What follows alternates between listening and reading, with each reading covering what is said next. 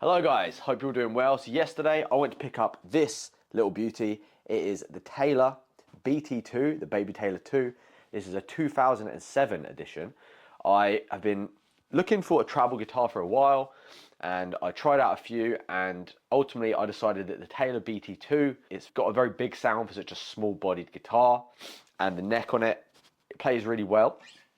So I went on Gumtree and I found this for £200, so an absolute steal.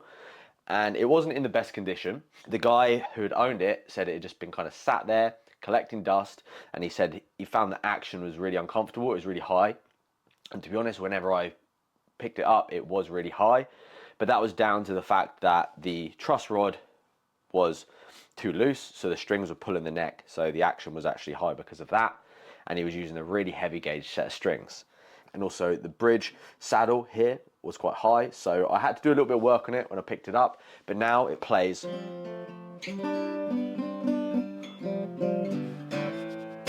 absolutely perfect. So in this video, I'm going to show you the footage from yesterday when I bought it back and I just helped restore it back to its former glory.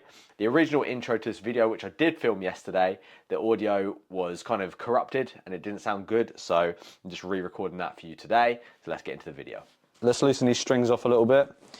I've got a fresh set of D'Addario Phosphor Bronze 11 to 52 gauge. These are old strings on it as well, which obviously makes it sound a lot worse. But what I'm looking for is a nice straight neck and tuning stability. Let's see if I can pull it back. Okay. Now, I might actually have to remove the neck to have a proper look at this.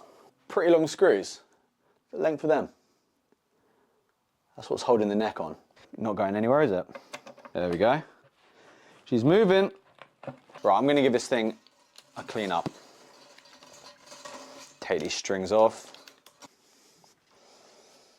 There's our neck. Let's give that a little polish up.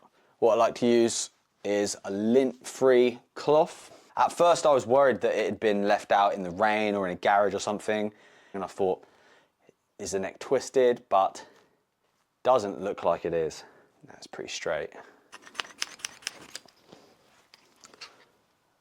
Look at all that. Don't know if you can see it. If I scrape, you can literally see all that finger dirt which is coming off.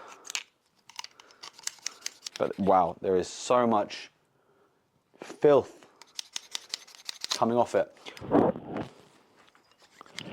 And if you let this build up, it will eventually sound more dull over time.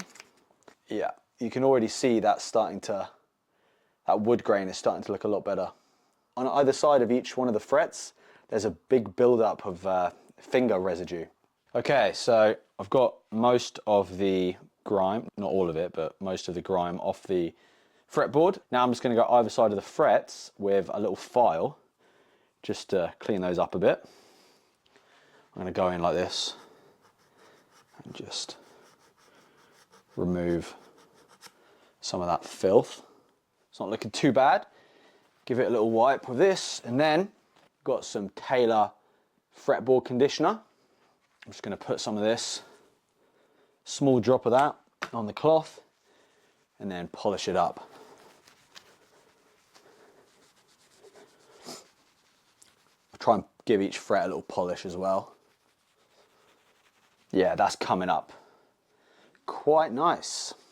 Give those tuning pegs a little polish. That is looking much better. Now, just get my little Phillips screwdriver, tighten up each one of these a little bit. Last thing you want is a loose tuning peg. Let's give these little washers a bit of a tighten as well. Yeah, that one is loose.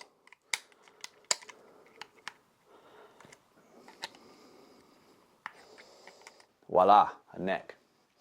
So now, let's try and straighten this up. There you go. See, it's got a little hexagon. I need a tool to fit over that.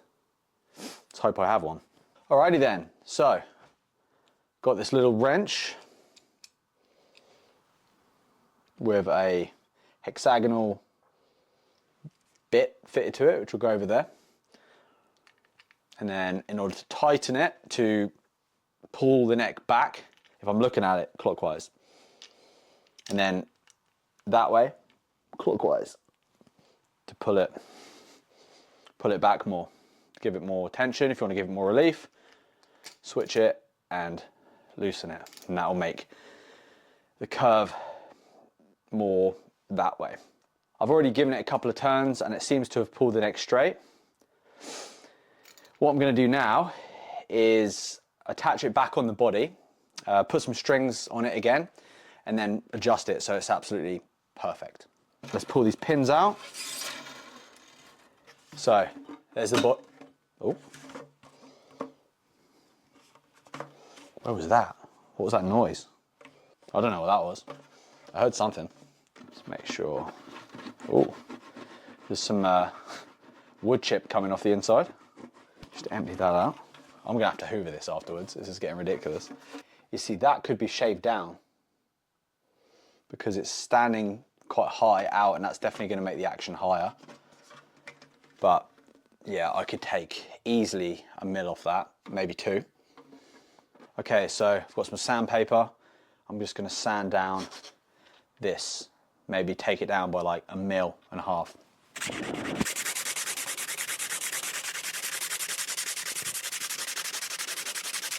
Smells like burning. All right, that's probably taken about 1 mil off already. I reckon I can go down a little bit more. Okay, let's try that out. Ah, that's what came off. Okay, so that is a little plate that goes on here. Okay.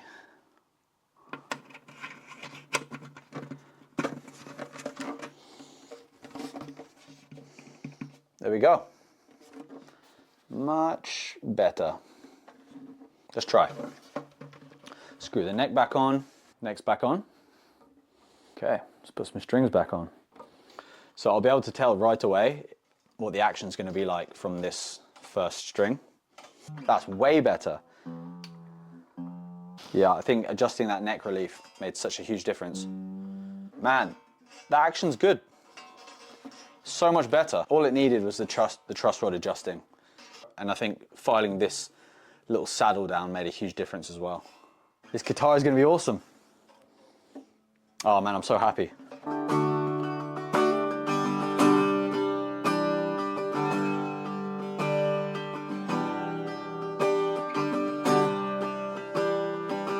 Wake up, what are we doing here? We need something to believe in. We need distance between us. So open your eyes and see.